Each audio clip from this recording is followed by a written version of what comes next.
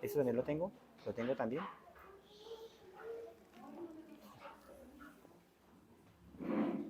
Buenos días, apreciados hermanos.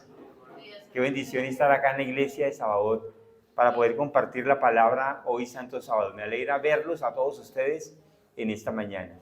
Hermanos, el tema que quiero compartir con la iglesia es el destino del mundo predicho. El destino del mundo predicho.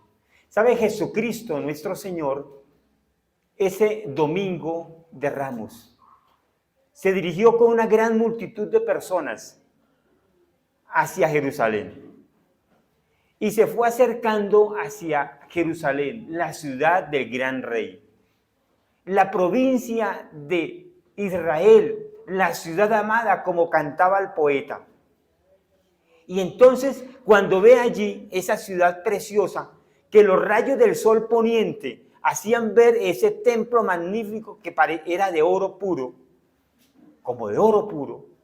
Así que los israelitas miraron ese templo, los judíos lo contemplaron, y entonces todos estaban contentos y felices, porque era tiempo de paz, era tiempo de Pascua, era tiempo en el cual los israelitas iban a Jerusalén a la fiesta, a la gran fiesta nacional. Y cuando están allí, hermanos, pasa algo interesante. El relato sagrado de San Lucas capítulo 19, el versículo 41, dice que cuando Jesús llegó cerca de la ciudad, al verla, lloró sobre ella. Un ánimo completamente diferente. Los hombres y las mujeres agitaban palmas, diciendo, viene el Redentor, viene el Rey, y esperamos que este hombre se levante, y entonces venza a los romanos, y entonces podamos ser el pueblo de Dios. Una vez más. Pero los pensamientos de Jesús no eran iguales. Los pensamientos de Jesús eran diferentes. Y dice el relato que cuando Jesús llegó cerca de la ciudad, lloró al verla, lloró sobre ella. La mirada profética de Jesucristo abarcaba no solamente ese momento, sino posterior, lo que le iba a acontecer al pueblo de Israel. ¿Qué le iba a acontecer? ¿Qué le iba a pasar? Y entonces el relato sagrado me dice a mí que el Señor lloró sobre ella. ¿Y por qué lloró? Porque lastimosamente el pueblo de Israel no había seguido los principios de la palabra de Dios. Lastimosamente el pueblo de Israel se había equivocado. Y hay un relato sagrado que quiero que ustedes me acompañen para mirar, y es en el libro de Segunda de Crónicas, el capítulo 36, versículo 16. Segunda de Crónicas, capítulo 36, y el versículo 16. Y dice, mas ellos hacían escarnio de los mensajeros de Dios y menospreciaban sus palabras, burlándose de sus profetas, hasta que subió la ira de Jehová contra su pueblo y ya no hubo más remedio. El Dios del cielo lloraba por el fatal destino de los millares de hombres de Jerusalén, por la ceguedad de su corazón, por la dureza del corazón, porque él había venido a bendecir y a salvar, pero lastimosamente los mensajeros del Señor habían sido, como dice el relato, menospreciados. Se habían burlado los profetas hasta que la ira del Señor subió y ya no hubo, ¿qué más? No hubo más remedio. Hermanos, para la historia de aquel pueblo tan favorecido, en su relato de apostasías e infidelidades, porque habían resistido la gracia del cielo, abusado de las prerrogativas del Señor, menospreciado sus oportunidades, y entonces el tiempo se había terminado. El Señor Jesucristo lo había visto de esa manera. Por eso lloraba sobre Jerusalén. Por eso estaba llorando sobre esa ciudad, porque el tiempo se había cumplido. Había mandado profetas, pero los habían matado. Habían mandado sus mensajeros, pero se habían burlado. Y entonces El Dios terco y obstinado quería salvar todavía al ser humano. Y entonces hace una operación extraordinaria. Dios se convierte en hombre. Entonces el Dios del cielo derrama todo el cielo en un solo don y envía a la persona sublime de Cristo Jesús a esta tierra. Pero Dios era bueno. Y bien lo dice el relato de Éxodo capítulo 34, versículo 6, cuando dice Jehová, Jehová, misericordioso, tardo para la ira, grande en misericordia y en verdad. Hermanos, el Rey del cielo, Jesucristo nuestro Señor, vino a este mundo para mostrar que Dios era bueno, para salvar a su pueblo, para salvar al pueblo de Israel. Y entonces,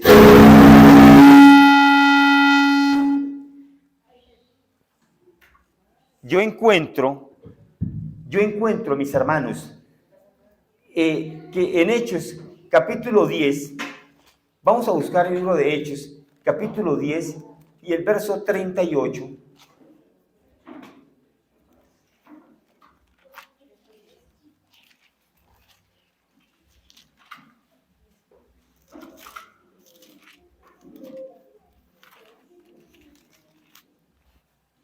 Hechos 10:38. Dice cómo Dios ungió con el Espíritu Santo y con poder a Jesús, y cómo éste anduvo haciendo bienes y sanando a todos los oprimidos por el diablo, porque Dios estaba con él. Lo que el Señor estaba haciendo era sencillamente mostrando al pueblo de Israel que Jesucristo venía a salvarlos. Pero el ojo profético de Dios se daba cuenta de que ellos habían cerrado su corazón y lo iban a matar ahora. El don del cielo lo iban a matar, lo iban a crucificar. Y saben, hermano, Jesucristo no estaba llorando. No estaba llorando porque sabía lo que le iban a hacer.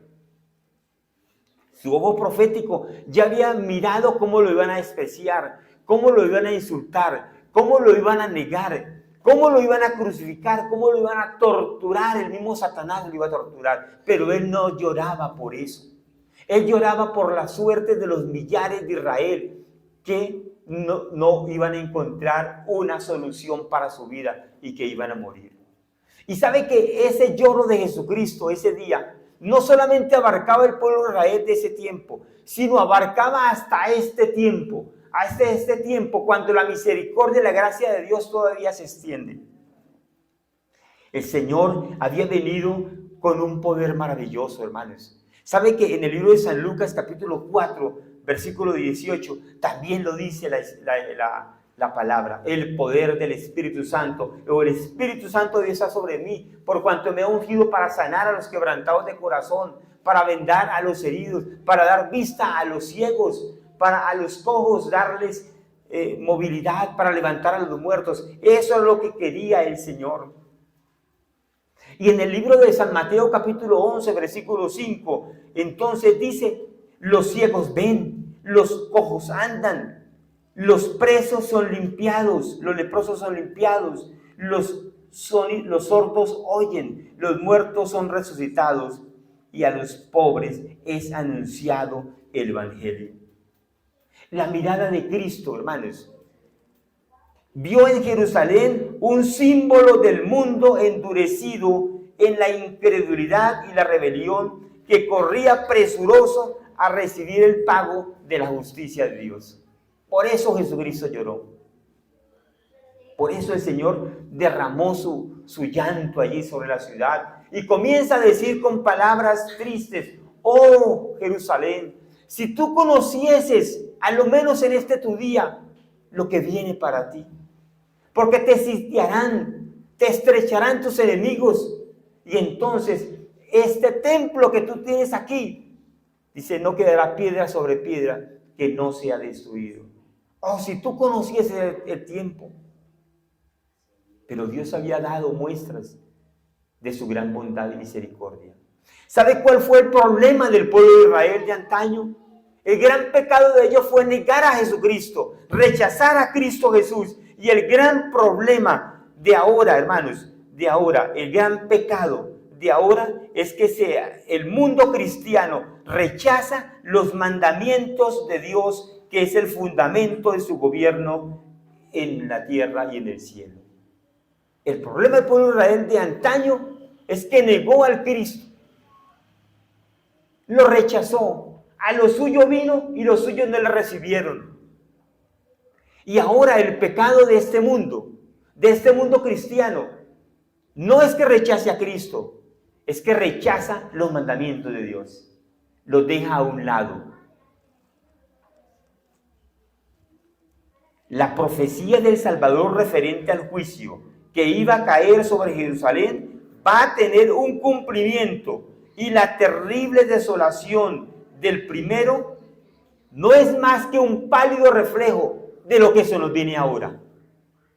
Así que en esta mañana, hermanos, yo quiero despertarles a ustedes el sentido de la inminencia del fin que se nos vino.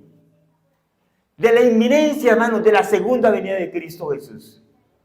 Estamos muy cerca de ver con nuestros ojos la venida gloriosa de nuestro Señor y Salvador Cristo Jesús. Y ahora, hermanos, nuestro Señor anunció que Él vendría para llevarse a los suyos.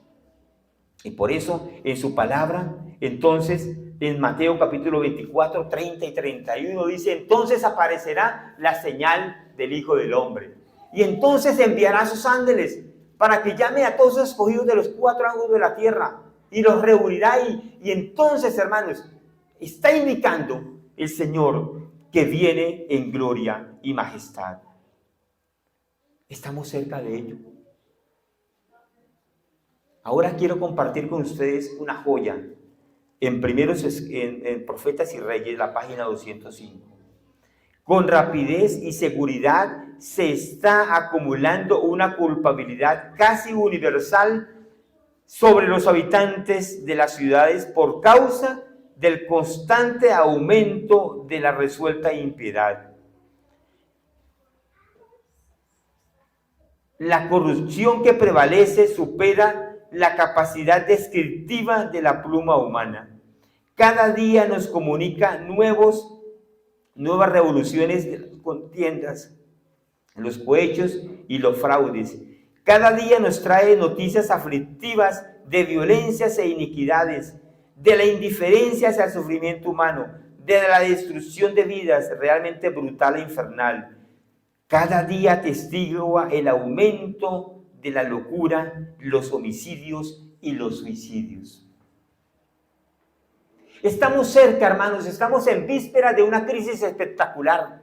Los hombres y mujeres de todas las edades están colocando su vista a lo que está aconteciendo y saben que algo está pronto de acontecer. Y nosotros sabemos que es lo que va a acontecer, hermanos: la segunda venida de Cristo Jesús. Amén, hermanos. Y es por eso que entonces el apóstol San Pedro nos habla algo interesante. Yo quiero invitarlos para que me acompañen al libro de Segunda de Pedro, el capítulo 3. En el capítulo 3, el destino del mundo, hermanos, ahora no es ignorante para nosotros. No lo ignoramos porque sabemos que se nos viene. Es claro, la Biblia nos está mostrando todo, absolutamente todo. Las profecías todas se han cumplido. Nosotros ahora, hermanos, después del año 1844, estamos viviendo tiempo de gracia. Y no sabemos cuándo terminará el tiempo de gracia. Estamos viviendo solamente de la misericordia de Dios. El mundo de entonces, dice, pereció anegado en agua. Pero el versículo 7 me dice: los cielos y la tierra que existen ahora están reservados por la misma palabra, guardados para el fuego del día del juicio y de la perdición de los hombres impíos. El destino del mundo ahora, como Jesucristo bien se lo dijo a los israelitas: cuando veáis la desolación desoladora de la cual habló el profeta Daniel, el que le entienda. Israel, hermanos, ya sabía lo que iba a acontecer. Los judíos sabían. Cuando Tito plantó sus banderas a unas millas allí de la ciudad fortificada de Jerusalén, la abominación asoladora. Los que estudiaban la palabra sabían lo que iba a acontecer. Entonces el que esté en el campo no descienda a tomar la capa. Entonces no vayan a las casas, huyan. Ni un solo cristiano pereció en la toma de Jerusalén. Pero fue horrendo lo que sucedió, lo que aconteció. Pero todos lo sabían. ¿Cuál fue el problema? Que rechazaron a Cristo Jesús. Y entonces el fin vino. Y en el año 70, Jerusalén fue destruido y se convirtió en la gran diáspora.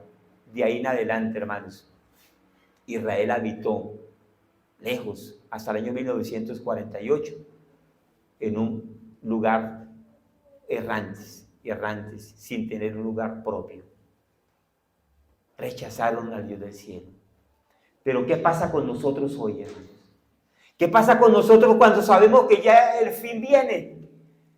Que ya el rey viene. Entonces el relato me dice, hermanos, que con rapidez y seguridad se está aumentando una culpabilidad casi universal sobre los habitantes de la tierra por causa del constante aumento de la resuelta iniquidad. El destino de nuestro mundo ahora, hermanos, es solamente uno. Cristo Jesús es nuestra única esperanza y no hay otra. Y no hay otra. Cada día, hermanos, estamos mirando cosas más difíciles. Cada día vemos cosas más tremendas, hermanos. Y yo quiero compartir con ustedes de este libro que se llama Profetas y Reyes también.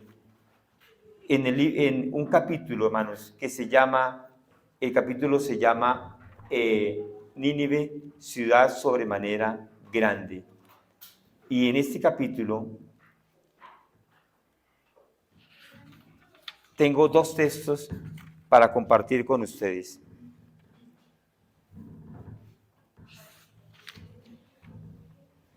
Dios concede a los hombres un tiempo de gracia, pero existe un punto más allá del cual se agota la paciencia divina y se han de manifestar con seguridad los juicios de Dios.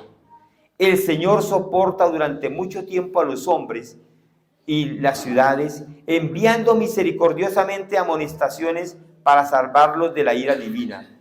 Pero llegará el momento en que ya no se oirán las súplicas de misericordia y el elemento rebelde que continúe rechazando la luz de la verdad quedará raído, por así decirlo, por efecto de la misericordia hacia el mismo. Y ya no habrá oportunidad.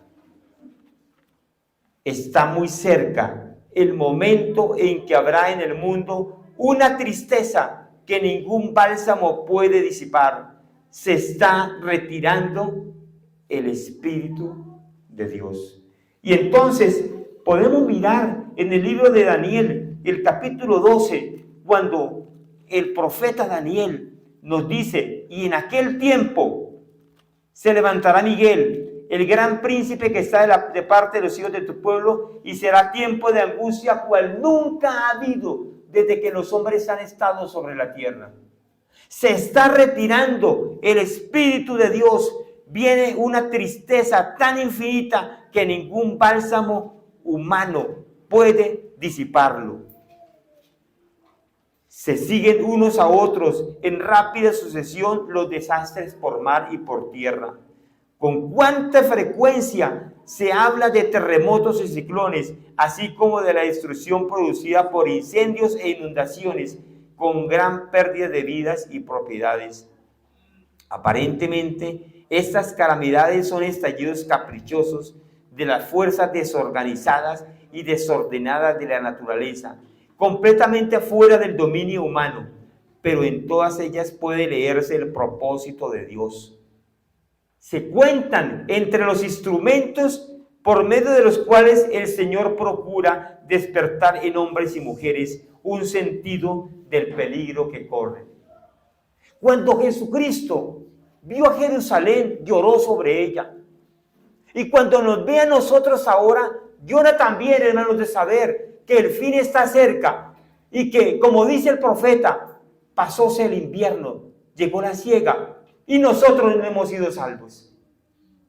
Entonces, el relato acá me está diciendo algo, que el Señor tiene unos instrumentos con el cual nos toca y nos llama la atención para que nos demos cuenta que el fin está cerca. ¿Y cuáles son esos? Ciclones, terremotos, sufrimiento. ¿No está pasando, mis apreciados hermanos? De un momento a otro, los desastres por tierra, mar, aire.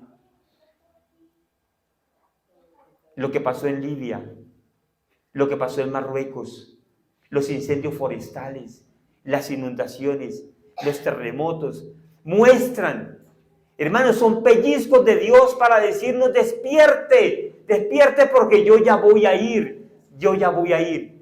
Hermanos, el destino de este mundo está predicho por Dios. El destino de este mundo, predicho por Él, es solamente uno: quiere salvarnos. Y como es un Dios terco y obstinado, nos pellizca y nos llama la atención. Pero saben, hermano, yo quiero que usted escuche este texto que voy a leer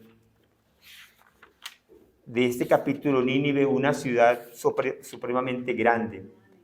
Nos hallamos en el mismo umbral de la crisis de los siglos. En rápida sucesión se seguirán unos a otros los castigos de Dios: incendios e inundaciones. Son 5 cosas: incendios e inundaciones, terremotos 3, guerras 4 y derramamiento de sangre. No debemos quedar sorprendidos en este tiempo por acontecimientos grandes y decisivos, porque el ángel de la misericordia no puede permanecer mucho más tiempo para proteger a los impenitentes. El fin se nos vino, hermanos. El destino de este mundo es uno solamente. Muy pronto, hermanos, vamos a ver los desastres que se nos vienen. Vamos a ver las plagas que van a caer. Pero no desmaye, manada pequeña, que al Padre le ha placido darnos el reino. Amén, hermanos. Vamos a vivir en el reino de los cielos. Entonces, nosotros somos de los hombres y las mujeres que no echamos un pie atrás, sino siempre adelante. El destino de este mundo es, hermanos, que el Señor va a destruir este mundo y va a ser uno nuevo, de justicia y armonía, donde tú y yo vamos a vivir por toda la eternidad.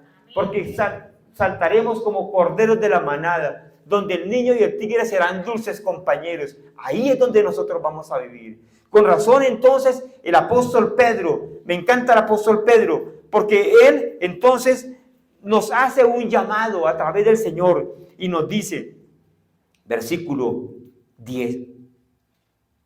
11, puesto que estas cosas han de ser deshechas, ¿cómo no debéis vosotros andar en santa y piadosa manera de vivir, esperando y apresurándoos para la venida del día de Dios, en el cual los cielos, encendiéndose, serán deshechos, y los elementos, siendo quemados, se fundirán?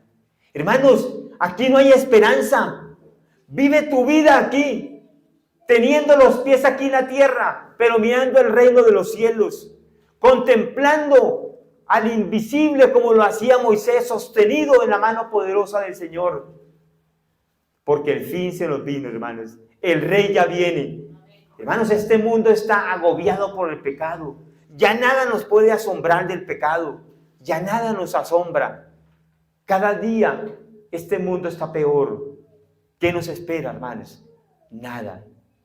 Pero si nosotros, como dice el apóstol San Pedro, si nosotros vemos esto que está sucediendo y entonces nos consagramos, entonces, hermanos, vamos a apresurarnos para la venida del Rey de Reyes y Señor de Señores. Amén. Y el versículo siguiente, 13, dice, pero nosotros esperamos, según sus promesas, cielos nuevos y tierra nueva, en los cuales mora la justicia. El destino del mundo predicho, el destino tuyo, tú lo defines en esta mañana. El destino mío, yo lo defino en esta mañana. Y yo todos los días se lo digo a mi Señor: Señor, yo quiero vivir contigo en el reino de los cielos. Yo quiero vivir contigo. Todos los días hago mi decisión personal. Hermanos, de un momento a otro se nos va a mover el piso. De un momento a otro, el terremoto, el temblor, la crisis, la inundación, el desastre. Pero ¿quiénes permanecerán de pie delante de la presencia de Dios? Y esa es una pregunta que la encontramos en Apocalipsis capítulo 6. Los impíos dicen a las peñas y a las rocas: caigan sobre nosotros, escóndenos de la presencia de aquel que viene en gloria y majestad, porque viene. ¿Y quién podrá permanecer en pie? Pues la respuesta la encontramos en Apocalipsis, cuando allí el Señor dice que los que están de pie ante la presencia de Dios son los que han vencido, los que pueden tocar las arpas de Dios, los que estaremos en el mar de vidrio mezclado con fuego. Hermano, usted decide en esta hora. El destino del mundo para Jerusalén es que vino el cielo, todo el cielo, un solo don, Jesucristo, y lo rechazaron. Pero hoy tú no rechaces el llamado del Señor para que entregues tu vida a Él. Y me encanta el otro versículo: por lo cual, oh amados, estando en espera de estas cosas, procurad con diligencia ser hallados por Él sin mancha e irreprensibles en paz, y tener entendido que la paciencia de nuestro Señor es para salvación, como también nuestro hermano amado Pablo, según la sabiduría que le ha sido dada, os ha escrito. Hermanos, Cristo viene por segunda vez. Usted y yo decidimos. Yo he decidido por Cristo. Yo un día lo hice. Y hermanos, en mi mente, y quiero decirle delante de toda mi congregación hoy, yo en mi mente lo he declarado. Yo quiero estar en el reino de los cielos. Ese es mi anhelo, hermanos. No hay otro anhelo para mi vida, sino ese solamente: estar con Cristo en el reino de los cielos. Usted decide qué quiere ser en su vida. Tú puedes decidir esa parte hoy. Pero el Señor ya viene. El Señor ya está a las puertas. Y el Señor nos está llamando y dice, como le he dicho a todos: y aquí yo estoy a la puerta y llamo. Si alguno abre la puerta, entraré a Él, cenaré con Él y Él conmigo. Tú decides dónde vas a pasar la eternidad. Pero me encanta lo que dice el profeta: prepárate para el encuentro del Señor, porque ya viene, ya está a las puertas. Tú decides en esta hora. Y como te dije ahora, yo decido todos los días. Y desde que soy niño decidí por Cristo Jesús. Y eso es lo más maravilloso que me pasó en toda mi vida. Yo quiero preguntarle esta mañana: ¿hay alguien más que esté decidiendo y que diga: Señor, yo quiero estar contigo en el reino de los cielos? ¿Hay alguien? Amén. Si quiere colocar de pie, amén. ¿Hay alguien más que quiere decirle: Señor, yo quiero estar contigo? Yo quiero hacer mi destino contigo en el reino de los cielos. Amén. Amén. Déjeme tener una oración para terminar en esta mañana. Eterno Padre, gracias porque tu misericordia y bondad fue grande con Jerusalén, cuando tú los llamaste para que se arrepintieran, pero el pueblo no se quiso arrepentir. Señor, igualmente tú has extendido tu misericordia, Padre. Desde el año 1844 para acá, estamos viviendo solamente de gracia tuya. Tú eres un Dios bueno, maravilloso, que nos espera y que nos soporta. Padre, bendice a mis amigos que se han levantado, mis hermanos que se han levantado. Ellos también quieren estar contigo un día en el reino de los cielos. Bendícelos a ellos y a mí también. Y gracias, Señor, por tu palabra. En el nombre maravilloso de Jesús. Amén. Amén. Bien, hermanos, se pueden sentar. Vamos a cantar el himno número 8 y nos colocamos de pie.